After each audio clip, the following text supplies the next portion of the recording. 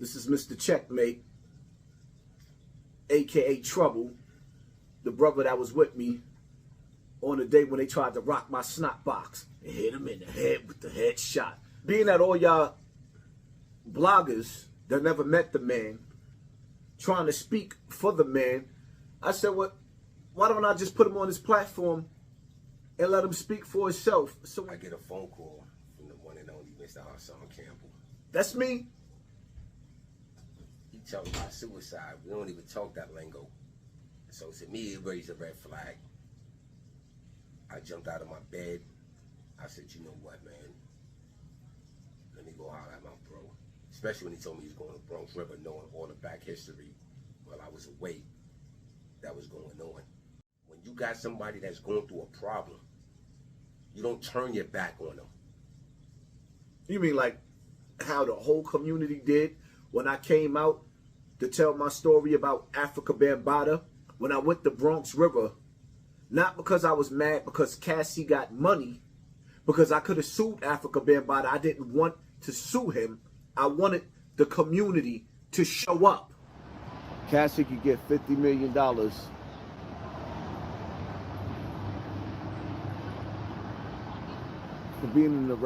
for being in a relationship that she don't like. But I can't even get no attention for the shit that was done to me in Bronx River. You know, the crazy thing about it, man, a lot of people say things, but when it's time to stand on it, they never stand on it, bro. We have these conversations, and I tell you this as a man, you know what I'm saying? It's a lot of niggas in Bronx River that went through what you went through. And I know this for a fact because I was there at that time. But they won't speak on it because they don't want the criticism, man. He's absolutely right.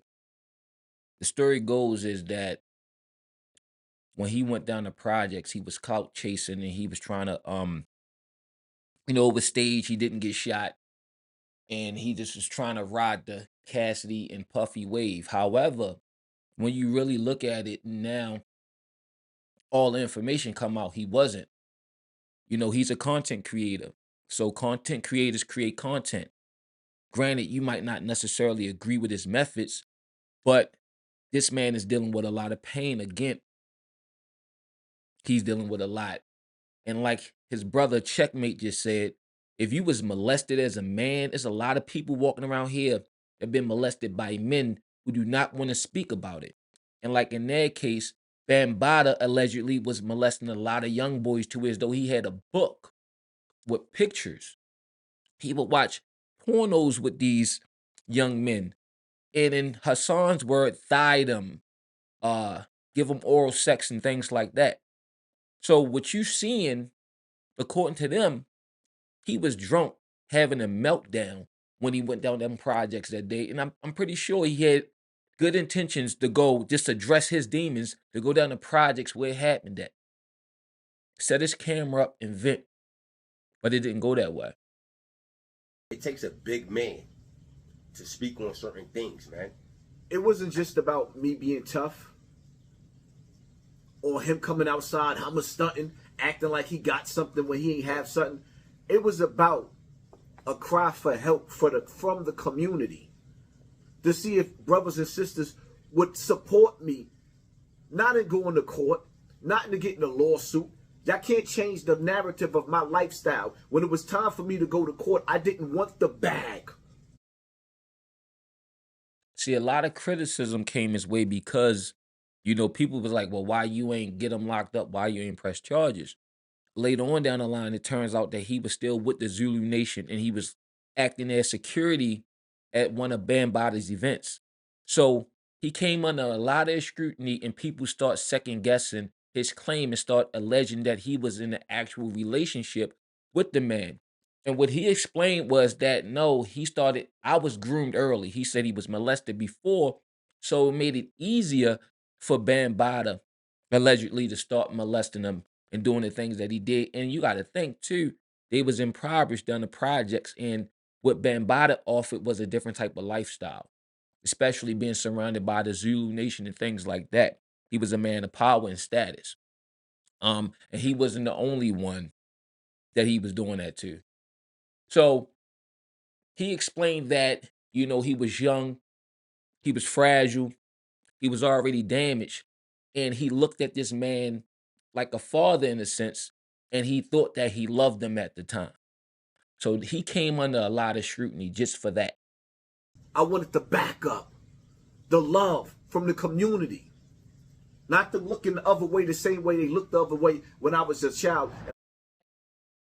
And again, so what justice do he want? He said he wanted street justice. He wanted the community to come out. And that makes sense. That would make sense why he went back down to the neighborhood where it happened. Granted, there's a lot of people that's down there that probably wasn't there when these things happened, or and as a younger new generation there that had nothing to do with the situation. However, those buildings still represent his pain. So that's what he went, and he expressed himself on camera. And at the time when he initially came out, like he said, what he wanted was not to go to court. He wanted street justice, and not just that, he wanted love from the community. Um, some may say, why you ain't one of them dead, or you a shooter, murder, kill. You got murder charges and stuff like that. You done been in the Bing. Why didn't you do that to him? You had the opportunity. I can't answer that question. But different victims react differently. There's a lot of victims every day that you walk by that you don't know, victims of child molestation or rape and things like that. So it ain't for me to say, or anybody else to say, how somebody in these situations supposed to react. Like, for instance, like the situation with Puffy and Cassidy. All the things, the freak offs and stuff that he was having with her. He settled the lawsuit the next day. Some would say, if you was going through all this, why didn't you press charges? So again, like, you can't say that it's not true because she took the money and ran, or that wasn't as dramatic as she claim it was. But people react different in these situations. My story wasn't worth shit. I ain't asked for no money. I asked for street justice. Couldn't even get that. I swear to God, y'all niggas better not say nothing to me. Word to my mother. Word to my mother. Word to my mother. Bronx River, everybody. I'm talking to all of y'all. Word to my mother. I will kill everybody out this motherfucker. When I got there and I see my bro with bottles thrown at him, which would have never happened when we was out in our days out there.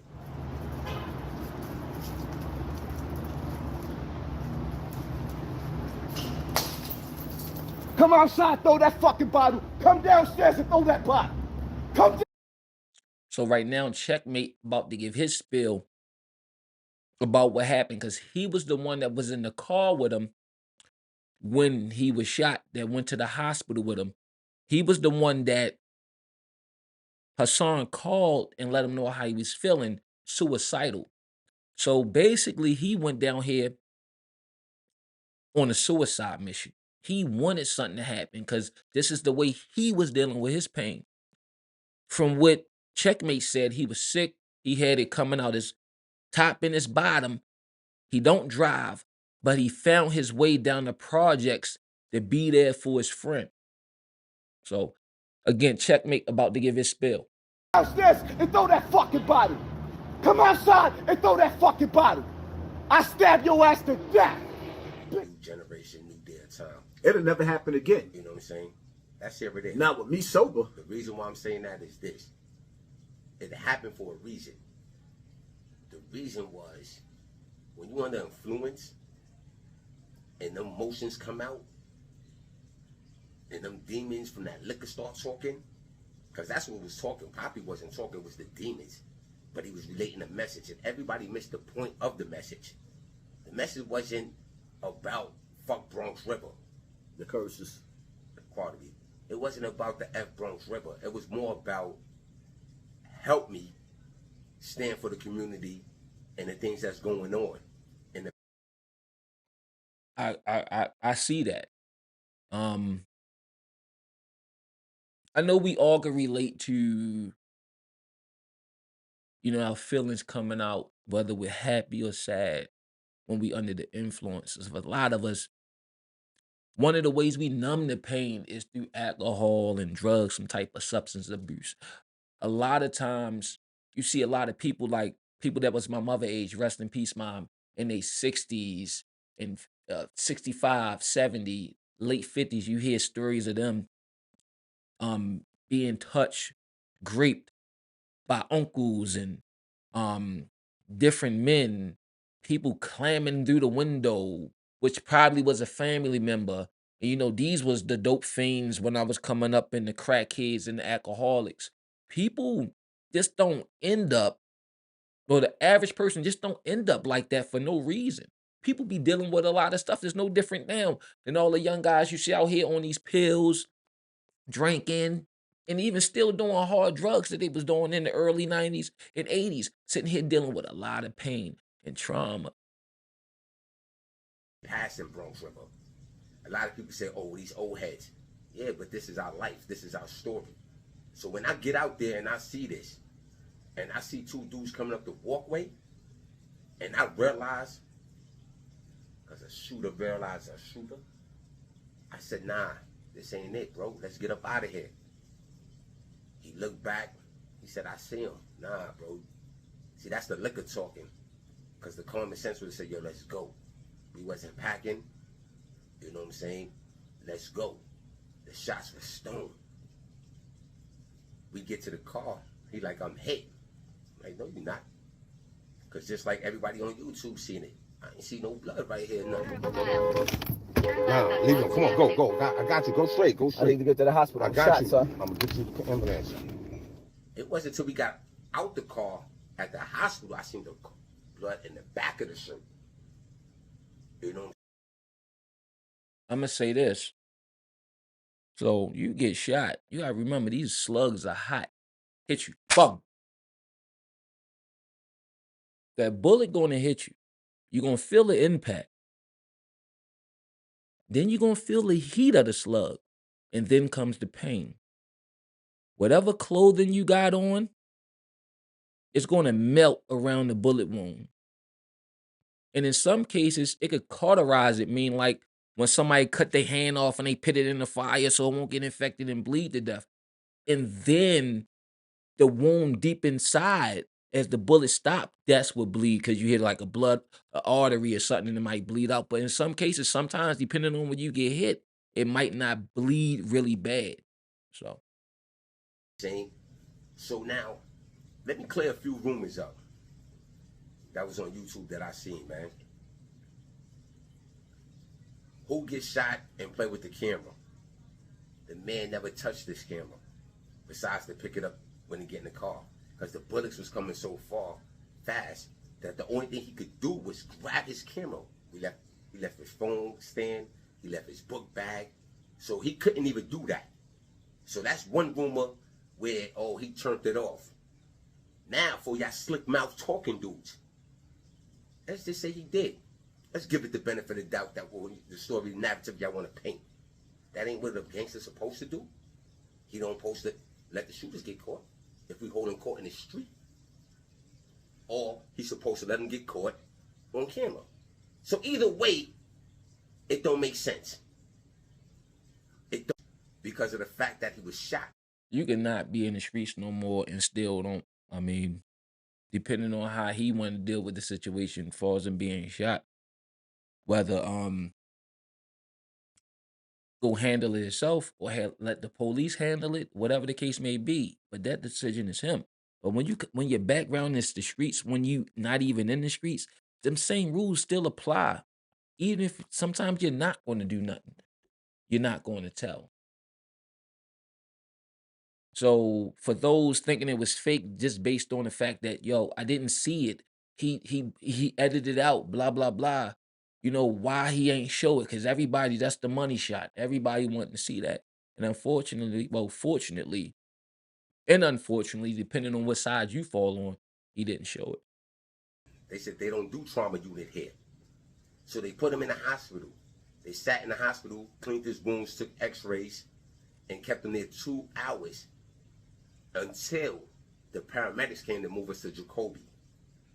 You know what I'm saying? When we got to Jacoby, we spent the whole night in Jacoby on the first floor waiting to go upstairs, which we never went to. You know what I'm saying? And then they came in and took the bullets out. Now, when that happened, the police came.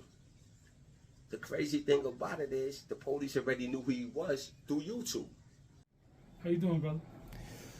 You all right? I'm still alive. He's like, I've had better days. Praises be to God. Yeah. I was just looking at the video. I was like, Oh, there's a video? There it is. For everybody who thought it was a hoax, even though he had showed this bandage, people were still just saying, it was a hoax.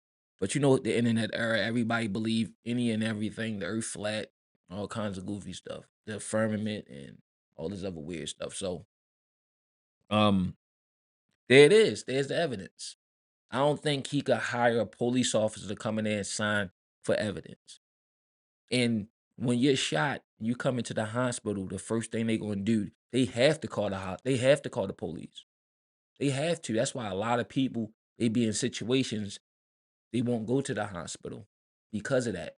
If somebody got dropped and you got hit, you gonna ride that out. You gonna get your cousin that's a RN or her girlfriend that's a RN to come look at you, gall you up or whatever the case may be, or you might let it heal a little bit. And if the bullet ain't moving all through your body, you'll sit there for a month and then go to the hospital and say, hey, this happened this day. And even then the police still going to get called. So I don't know how you could fabricate that. So this is how he gets the bag that he shows the bullet in. It was a conversation. He pulled out his phone. We talking. He said, let me see that. And the police let him see it in the bag, in the evidence bag. First of all, you skipping out on a part. Okay. The police they had to call the police to retrieve the bullet.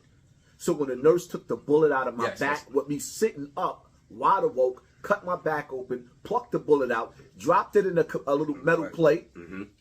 The bag was right there, dropped it in the bag, and then the police was there to sign off. I didn't see no blood, so I thought he was good. I thought it was a panic mode. So when I seen the blood, when we got out the car, I'm like, oh shit, this nigga really hit. But you know what? I don't really expect nothing less from him because I seen this movie before in prison. It's called Fight to Survive. I couldn't drive. Not that I couldn't drive. I don't drive. Let's make that clear. So guess what? Not only is he fighting for his life because he don't even know where he hit at, but he know he's shot. But we got to get out of Dodge. Them bullets is coming. Chum, chum, chum. Oh shit. Shit real. It's too real. But guess what? It's too real to be real. That's why they called it fake.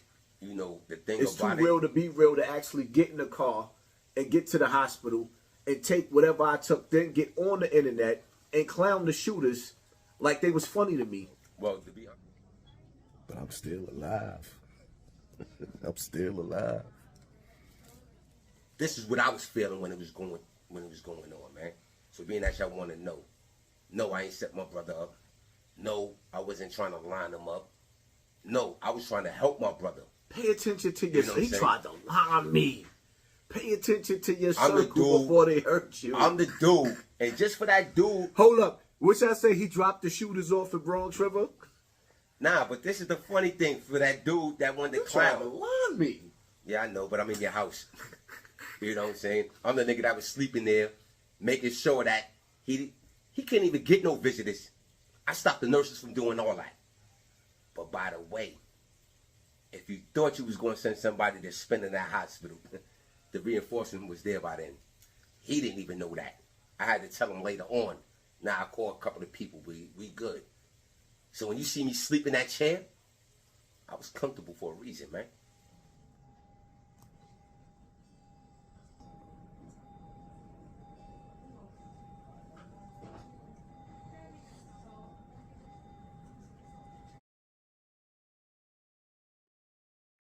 So Whack 100 reacted to it on Clubhouse.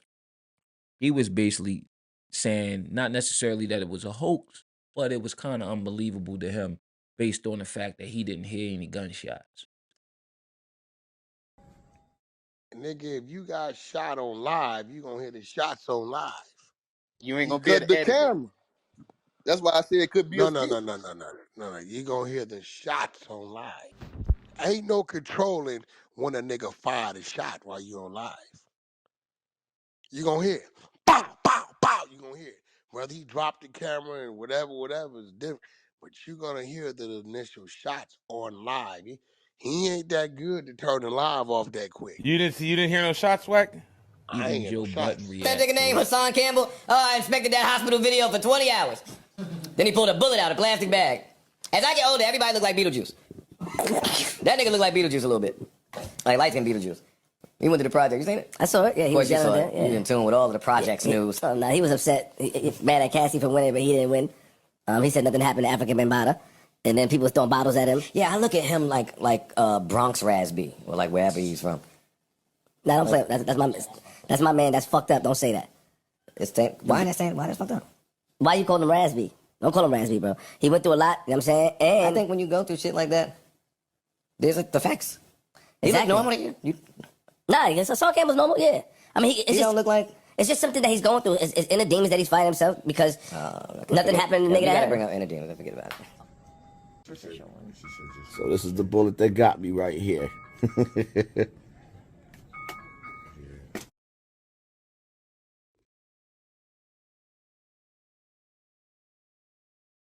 This is the reason why victims across the board, especially men,